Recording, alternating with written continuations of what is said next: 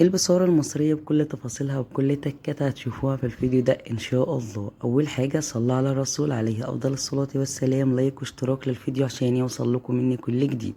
اول حاجة معايا ربع كيلو من الفول المدشوش، غسلته كويس جدا، او الفول المتقشر ده بيكون شكله للناس اللي ممكن ما تكونش عارفة يعني ايه فول مدشوش او متقشر، لكن كلنا عارفين البصارة. ومعايا بصلاية كبيرة كده حلوة زي ما انتوا شايفين، ومعايا من 5 ل6 فصوص توم، ومعايا حزمتين من الخضرة مشكلين. طيب لو انت مش حابة نوع من الخضرة تقدري تشيليه وتعملي نوعين اتنين، بس عايزة حزمتين حلوين كده عشان يدوني اللون. مش بتحبي لون هيكون اخضر جامد، خففي في كمية الخضرة بتاعتك. تمام.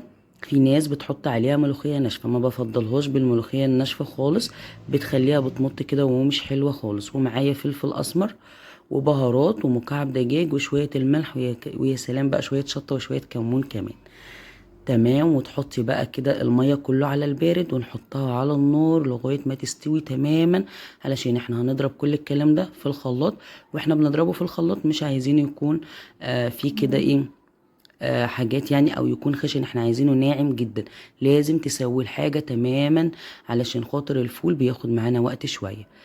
زي ما انتوا شايفين بقت بالشكل الجميل اللي انتوا شايفينه. الفول استوى معايا جامد. كل الكلام ده هنضربه كده في الخلاط علشان خاطر ونعمه جامد خالص. البصارة يا جماعة دي بتبقى طريقتها. هضرب كل الكلام ده كده في الخلاط وهبدأ احطه على النار تاني.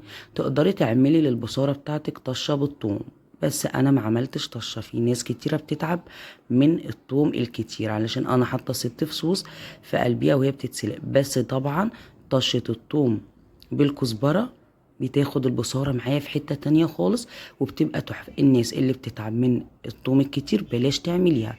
حطيت شوية زيت بس كده على النار وظبطت الحدق بتاعها.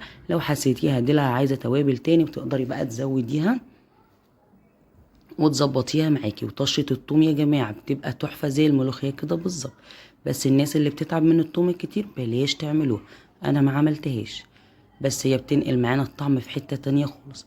الربع كيلو عمل معايا زي ما انتوا شايفين كده 5 اطباق. وبدأت حمرت بصل وبدأت ارشه على وش البصارة بتاعتي.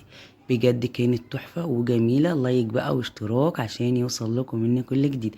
بنحمر البصل عادي زي بتاع الكشري كده بالظبط، وبتظبط الحدق بتاعه. وزي ما انتوا شايفين كده تستاهل بقكم. لايك واشتراك للفيديو لو عجبكم يا بنات.